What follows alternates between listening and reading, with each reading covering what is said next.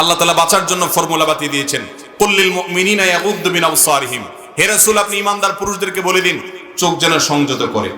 আপনি অপাত্রে দৃষ্টিপাত করবেন না, কারণ যেই নারীকে আল্লাহ রাব্বুল আলামিন আপনার জন্য গায়ের মাহরাম রেখেছেন, যিনি আপনার মাহরাম নন, যিনি আপনার পরিবারের সদস্য অর্থাৎ মা কিংবা বোন নন, বা যাদের সাথে দেখা যাওয়া যায় এরকম নন, এই নারীর দিকে দৃষ্টিপাত যদি আপনি করেন তাহলে আপনার মনে বাজে চিন্তা আসবে।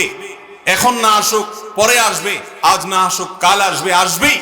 এরপরে আপনি মনে মনে জেনা লিপ্ত হবেন, চোখে দেখে যে হারাম স্বাদ দিবেন সেটা এক প্রকারের জেনা, এবং এরপরে চূড়ান্ত জেনার দিকে চলে যাওয়ার আশঙ্কা আছে। এই জন্য আল্লাহ বলেছেন ওয়ালা তাকরাবুজ জেনা, জেনা করো না। আল্লাহ তা না বলে বলছেন জেনার কাছেও যেও না, কারণ আল্লাহ জানেন এই অপরাধটি এরকম যে কাছাকাছি গেলে আস্তে আস্তে মানুষ লিপ্ত হয়ে যায়, নিজেকে আর বাঁচাতে পারে না। এই জন্য অবৈধ রিলেশন এবং জেনা থেকে বাঁচার জন্য প্রথম কাজ হলো দৃষ্টিকে সংযত রাখা। চলবে নিচের দিকে তাকিয়ে, একান্ত যেখানে তাকানো দরকার নেই সেখানে তাকাবেন না।